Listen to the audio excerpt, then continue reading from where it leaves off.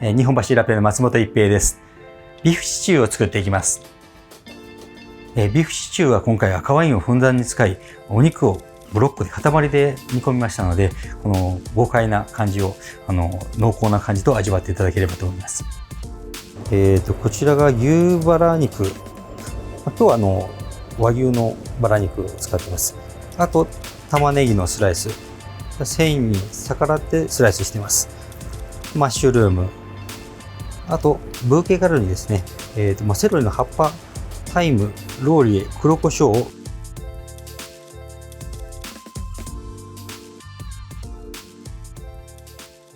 マッシュルームは軽く煮込むんですけど、あんまり薄く切るとだいぶ縮んでしまいますので、厚切りにスライスします。余分な油をカットします。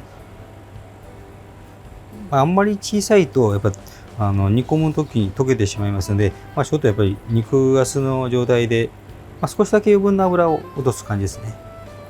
1個がだいたい 150g ぐらいですかねにカットします。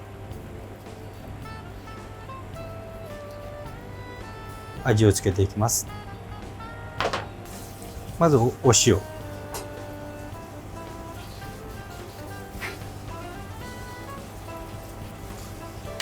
胡椒ですね。でパプリカパウダー。パプリカパウダーは今回ちょっとコク出しとちょっとスパイシーさを入れるのに使ってるんですけど、ない場合はなくても大丈夫です。で両面ですね。反対側も同じく。さらに小麦粉をまぶしていきます。小麦粉をまぶして焼くんですけど、小麦粉をまぶすことによってとろみですね。そのとろみをつけるために小麦粉をちょっとたっぷりめにまぶしていきます。ブーケガルニ、やっぱ臭みとか香りをなくすのに、あとコクや香りを入れることによって深みが出る。タイムは今回フレッシュのタイムを使っているんですけど、乾燥のタイムでも大丈夫です。タコ糸で縛るのでしっかり縛ってください。圧力鍋ですね。圧力鍋にサラダ油でニンニクのスライスと玉ねぎのスライスですね。中火ぐらいでしんなりと炒めていきます。焦がさないように、甘みが出るように炒めていきます。それではお肉の方も炒めていきます。サラダ、お肉は脂身があるので、脂身の下にしながらしっかり油を切りながら焼いていきます。中火から少し強火でこんがりと焼いていきます。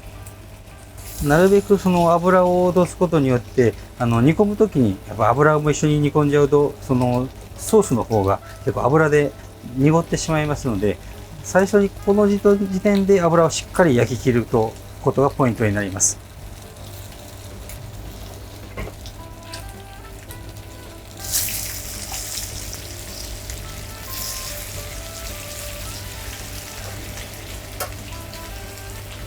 全面をしっかり焼き切ったら赤ワインと一緒に煮込んでいきます。これだけ余分な油が出るので、これはフライパンにもうまみがついているので、この余分な油は捨てていただいて、フライパンについた肉のうまみを洗うような感じで赤ワインを加えます。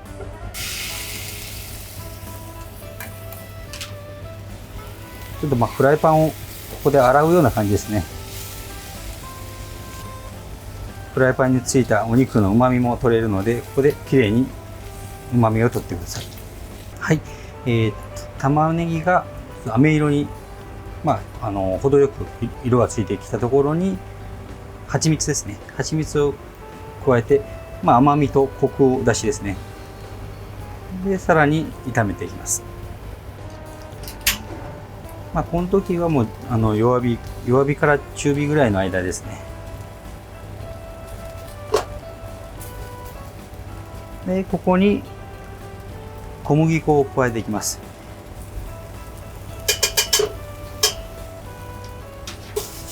で小麦粉の、粉っぽさをちょっと炒めて、粉っぽさがなくなったらお肉を加えていきます。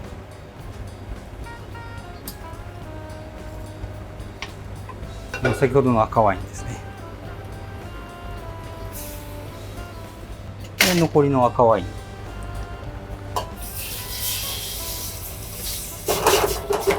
結構贅沢にたっぷり使ってます。で強火にします。でフォンドボーですね。市販のフォンドボーを使っていただいて大丈夫です。はい、で先ほど作ったブーケガルニですね。これで一度強火で沸かします。マッシュルームをバターソテーしていきます。マッシュルームを加えていきます。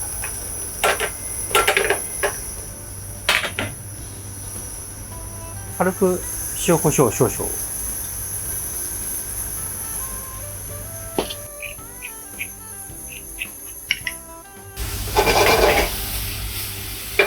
OK ですね。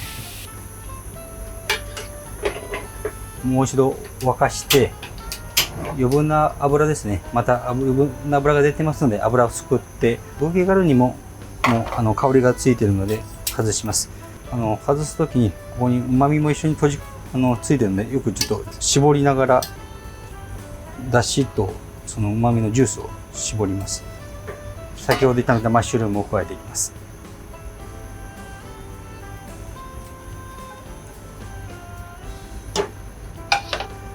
結構お肉の方はもう柔らかくなっているので、あまり混ぜすぎると煮崩れてしまいますので、ここは優しく混ぜながら煮詰めていきます。でソースは、中火ぐらいですね。もう少しとろみがついたら完成になります。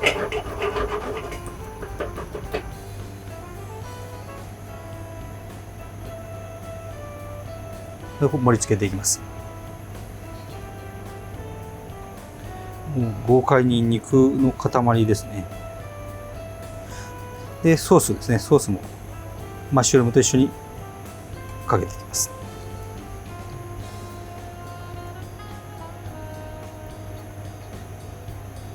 これで最後生クリームですね。